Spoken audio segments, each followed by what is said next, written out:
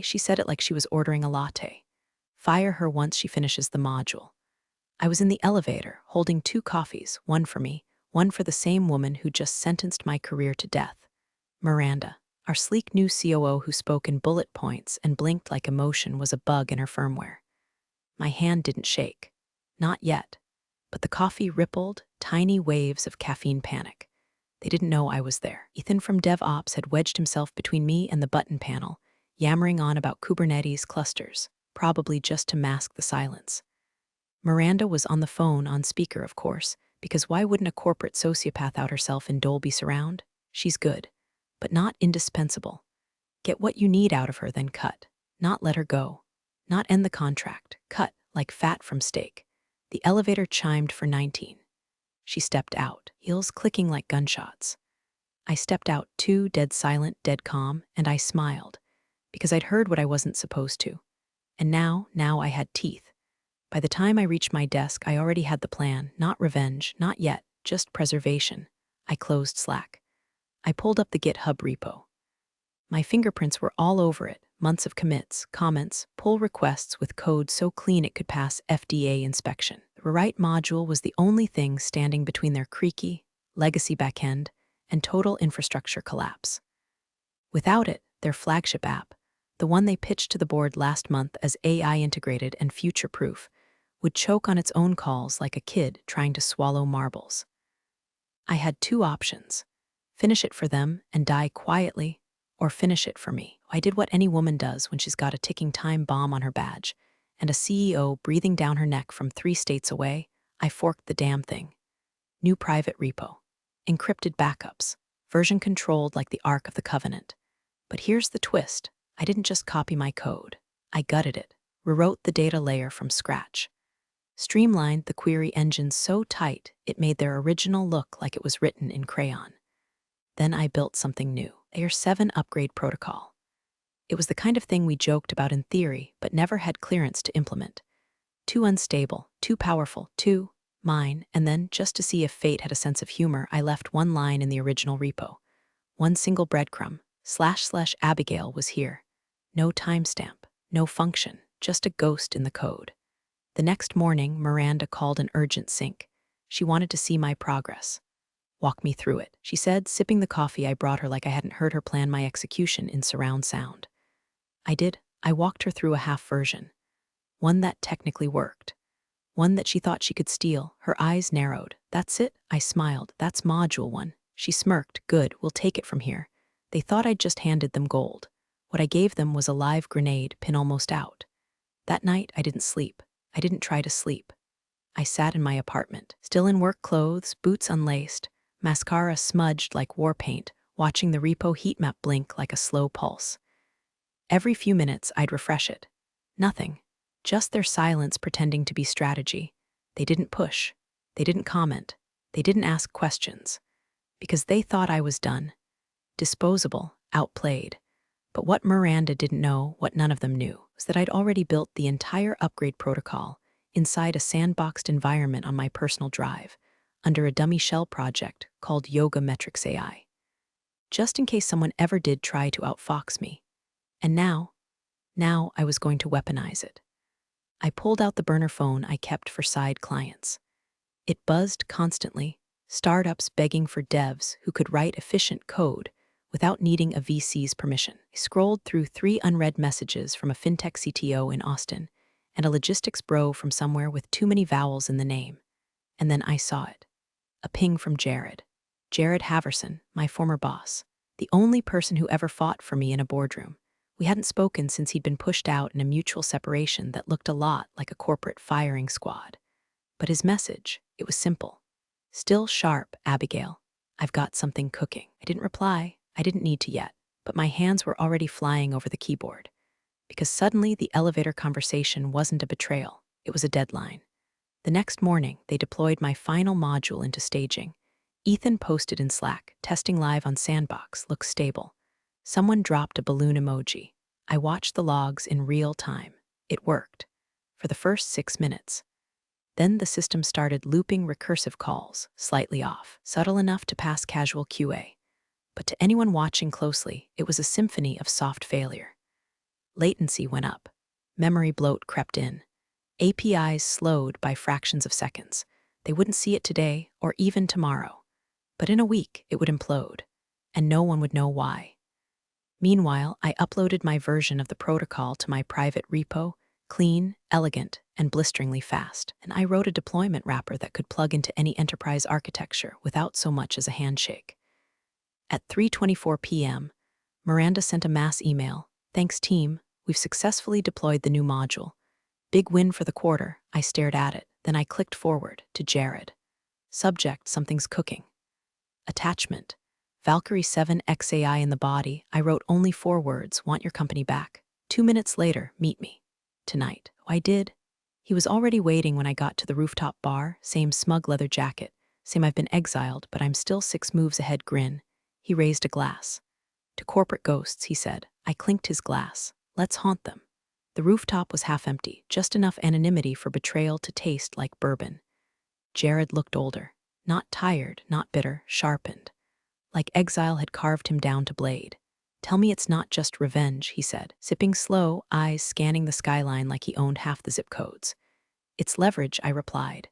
"Revenge is dessert." I slid my laptop across the table.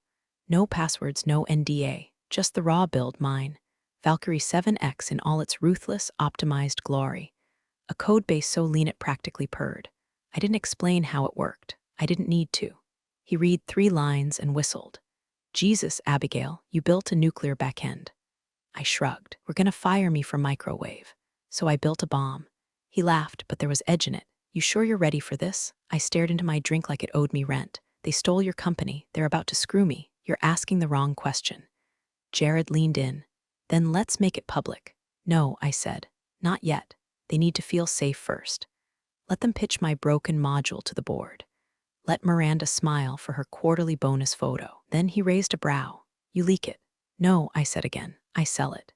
And that's when I told him. About the VC call I'd scheduled with a boutique firm out of Seattle. About how Valkyrie wasn't just code. It was an enterprise-ready plug-and-play upgrade suite with predictive diagnostics, automated error handling, and a latency index so low it made AWS blush. He blinked. "You mean to tell me," he said slowly, "you built a startup inside the skeleton of your employer's backend?" I smiled. "I'm just a girl, standing in front of capitalism, asking it to die."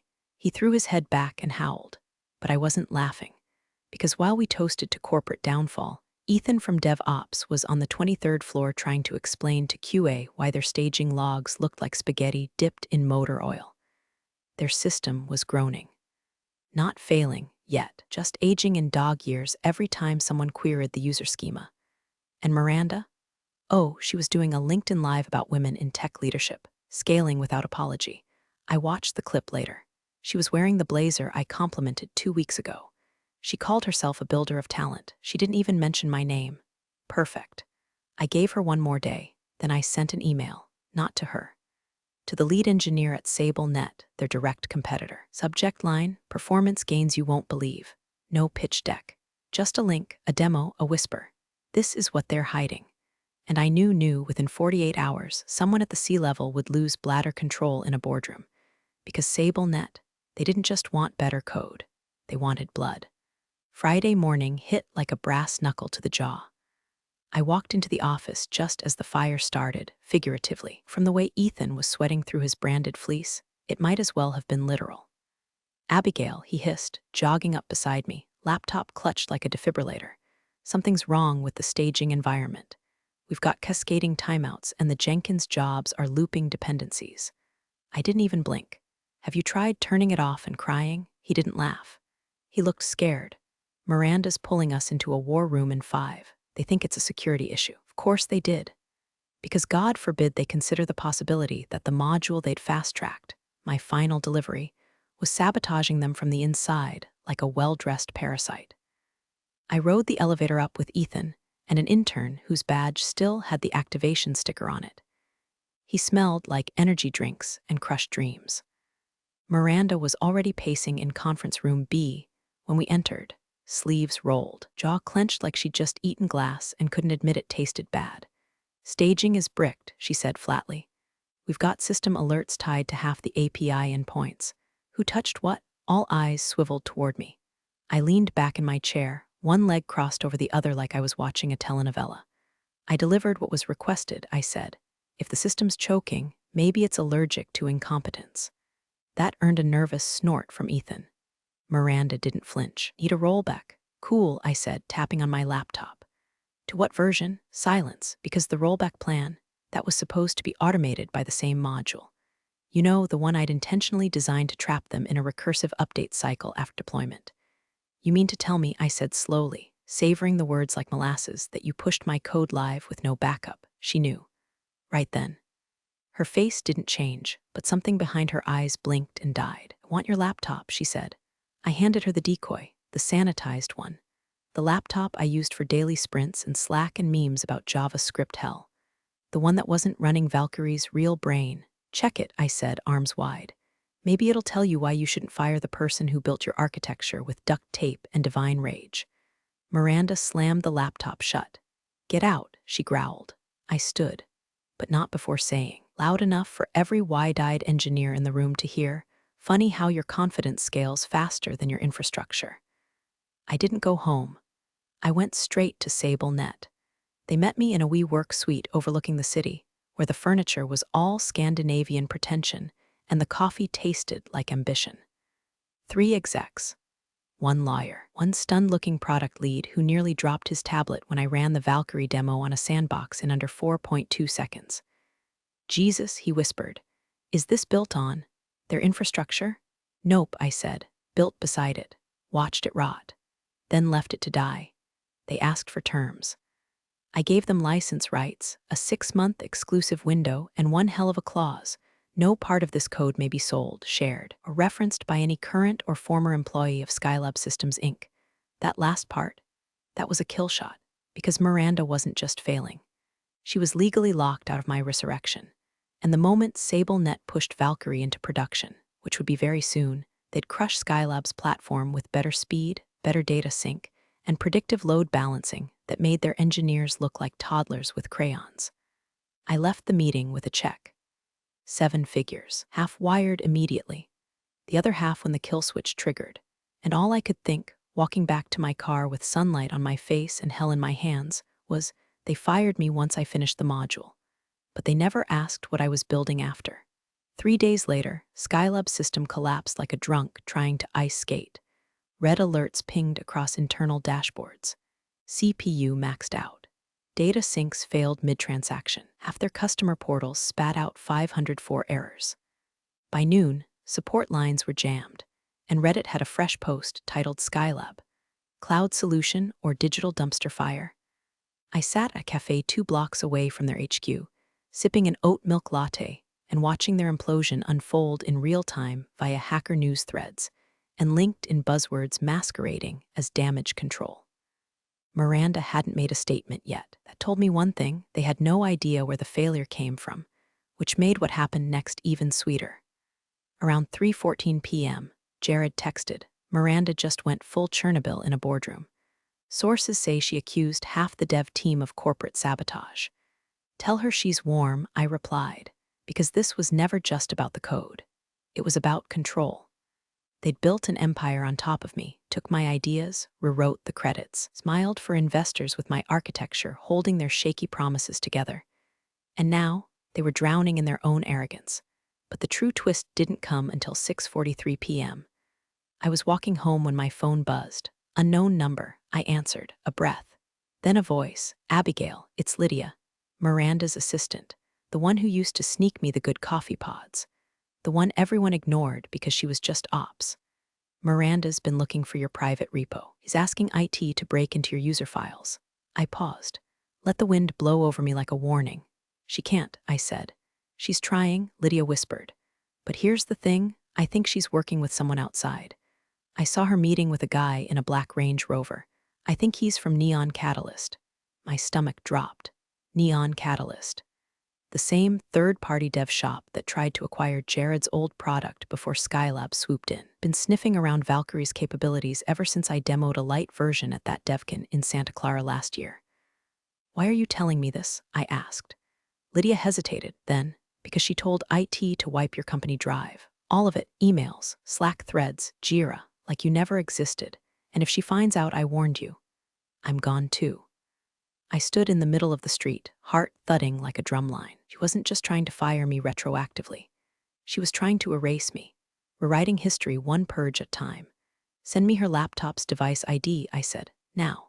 5 minutes later, I was home, VP NetIn, running silent diagnostics through a backdoor script I'd written a year ago. It was a harmless watchdog app disguised as a font cache cleaner. Miranda had it on her machine. Everyone did, and I'd never uninstalled it. Within 30 minutes, I had access to her keystroke logs, her clipboard history, and a ghost image of her downloads folder. One file stood out. V7 Integration Notes docx. I opened it, and there it was, my code, my comments, my variable names, rewritten into a fake development log she was trying to sell as her own IP to Neon Catalyst. She'd taken my code, buried the original timestamps, and was about to pitch it as an independent innovation. I stared at the screen, my pulse like thunder. You want a war, Miranda? You should have burned the whole repo. Because now I was going to rewrite your ending. I didn't eat. I didn't blink. I just moved. My fingers flew across the keyboard like they had a vendetta of their own. First, I cloned her fake devlog and hashed every page through a timestamp validator using metadata from my original commits, some of which were still logged in remote CI/CD job history Skylab never scrubbed. Then I ran a diff script. The result, over 87% match between her independent V7 notes and my Valkyrie build, down to the structure of error handlers and the same stupid typo I'd left in a comment on purpose, //route handler. With the E, she hadn't even caught it. That's the level of thief I was up against. A corporate barnacle, dressed in silk and suffocating in her own ego. So I packaged everything. Side-by-side comparisons, Jenkins log screenshots, repo history from my private Git, Slack exports from the day she announced the deployment, a 43-second screen recording of Miranda copying my code files, file name by file name, onto a flash drive at 1:14 a.m. Caught by my ghost tracker running on her machine like a silent confession. I compressed it all into a folder labeled IP theft final payload, then I opened a clean email draft. To Skylab's board, CC, Jared, BCC, 3 journalists from Tech Pulse, Breakstack, and 1 deliciously savage freelancer from Fast Company who once wrote an exposé on a CEO's burner Tinder account. Subject, your COO is about to sell stolen code to your competitor, receipts attached. I hovered over send, paused, and attached a final file, a photo. It was Miranda's whiteboard from 3 weeks ago. She'd written Q4 leverage equals optimize plus replace. Below it, circled in red, Abigail equals flight risk. I hit send. 10 minutes later, my phone rang, not one of the numbers I recognized. Private, I answered. There was a pause, breathing. Then, you vindictive little bitch, Miranda. I smiled and leaned back in my chair like I was sunbathing in her unraveling. Do you enjoy the Range Rover ride? I said. Or did he make you sit in the back like the help? You have no idea what you've done, she hissed. Oh, I know exactly what I've done, I said. I turned your plagiarism into performance art. She launched into a flurry of threats, lawsuits, blacklists, vague allusions to executive-level blowback. I let her talk, let her drown. Then I interrupted, cool and slow. You ever wonder why I called it Valkyrie? Silence, because she doesn't just survive the battlefield. She picks who gets to die on it. Click. An hour later, Jared texted me a screenshot. It was a Slack message from Skylab's legal team. COO Miranda Pierce placed on immediate administrative leave pending investigation into internal IP breach. 2 hours after that, Tech Pulse ran with the story. Exclusive. COO caught attempting to sell stolen AI module. Startup implodes in wake of scandal. By midnight, Skylab's stock price had hemorrhaged 22%. Twitter was calling her hash copy paste queen. Someone photoshopped her face onto a raccoon holding a USB stick. And me? I was sitting on my fire escape, barefoot, sipping whiskey, watching the city breathe like it owed me. She tried to erase me. Now she was being edited out in real time by shareholders, by media, by the same devs she condescended to during stand-ups. But the final move, that was still coming, because Neon Catalyst hadn't replied yet, and when they did, I'd be the one holding their future hostage. It came at 10:42 the next morning, an email so sterile, so carefully lawyered, it practically smelled like bleach. Subject: Engagement Inquiry Valkyrie Protocol Licensing Terms from Legal at Neon Catalysio. They weren't denying it. They weren't pretending ignorance. They were pivoting. They wanted to negotiate. That's how I knew I had them by the throat. Neon Catalyst had two choices. Admit they'd attempted to purchase stolen intellectual property from a disgraced exec, or buy the real deal from the woman they tried to cut out of her own story. So I played it colder than frostbite. I responded with a single sentence. My lawyers will forward the commercial licensing terms under Valkyrie Technologies, LLC. I'd filed the LLC that morning, registered it in Delaware with Jared as silent partner. We had a logo, a bank account, a custom domain, and a product demo that ran smoother than their entire dev stack. I even had a pitch deck ready. Minimalist, brutal, real. What Skylab failed to launch, we evolved. Not legacy code, just legacy thinking. But what I didn't expect, what hit me sideways like a rogue wave, was Miranda's final card. That evening, Lydia called again. This time, whispering through what sounded like wind. She's here.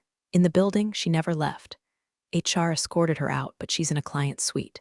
I think she's meeting with. The line went dead.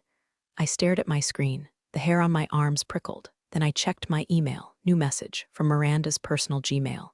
Subject: You want war. Let's go nuclear. Attachment: Skylab patent APP final PDF. She was trying to file a patent on Valkyrie. She changed just enough variables. Swapped out the framework version. Added fluff about proprietary optimization. But the skeleton, the soul, mine. I called Jared. She's going scorched earth, I said. He didn't miss a beat. Then we bury her under the ashes. We triggered the failsafe. A feature I'd built into Valkyrie's demo environments. A timed logic bomb. Not malicious, just enlightening. Anyone running the fake variant of the module, knockoff Skylab had been pushing in Q and a trials, would hit a silent loop at midnight. All sandbox environments would halt. Dashboard logs would auto-populate with a message. This product was developed using stolen code authored by Abigail Rains. For the real Valkyrie protocol, contact. Licensing at Valkyrie TKI, we pushed it to every node Skylab and Neon Catalyst had touched since Miranda's first attempt. By 12:01 a.m., my inbox was on fire. CEOs, CTO, lawyers, 3 venture capital firms, and one cryptic message from a government contractor who only wrote, "We should talk, soon." I leaned back, heart pounding but steady. Miranda had tried to trademark my future. Now her name would be legally bound to the single biggest corporate IP fraud case since the Ranos tried to sell blood magic in a box. And I wasn't finished yet. Because tomorrow, I was going back to Skylab, not as an employee, not as an engineer, but as the woman whose code they couldn't kill, no matter how many times they tried to bury it under someone else's name. I wore black, not for drama, for precision. Blazer, boots, hair tied back like I came to audit their souls. I walked through Skylab's front doors at 9:01 a.m., past reception, past the stunned security guard who blinked like he'd seen a ghost. Maybe he had. A week ago, they'd tried to delete me. Today, I held the deed to their backbone. I didn't ask for permission. I didn't sign in. I walked straight to conference room B, the same room Miranda had exiled me from 5 days earlier. The door was half open, board members already seated, tension clinging to the air like static.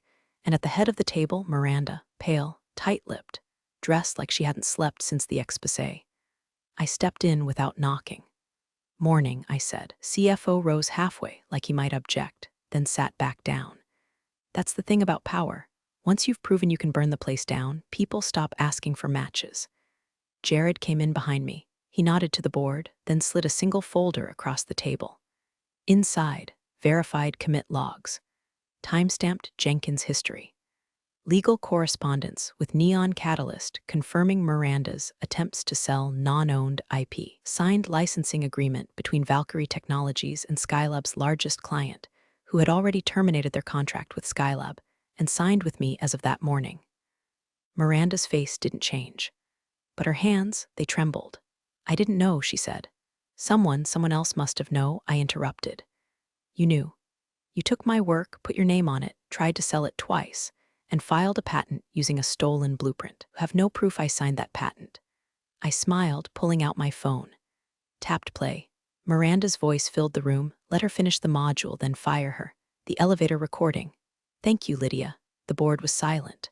One of the members, a woman I hadn't seen before, spoke finally. Miss Rains, what are you proposing? I turned to her. Calm, sharp, you're sitting on a burning platform. Your tech stack is broken, your contracts are bleeding, and your brand's a punchline. I paused, but Valkyrie isn't just a product. It's a lifeboat. You can buy access to it. Exclusive, with one condition. The CEO leaned forward. What's the condition? I looked directly at Miranda. She resigns today. No golden parachute, no consulting clause, and you issue a press release correcting the IP record naming me as sole creator. Silence. Then, without turning to her, the board chair said, Miranda, please leave the room.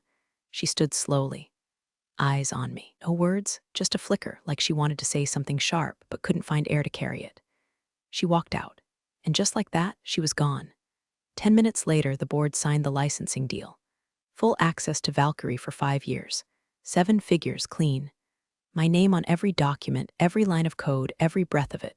When I walked out of that building, the sun was high and brutal.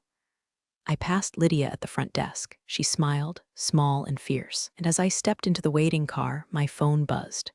Jared, we did it. I stared out the window, city flashing by like code compiling across glass. No, I texted back. I did it. They tried to fire me when I finished the module. I finished the company instead.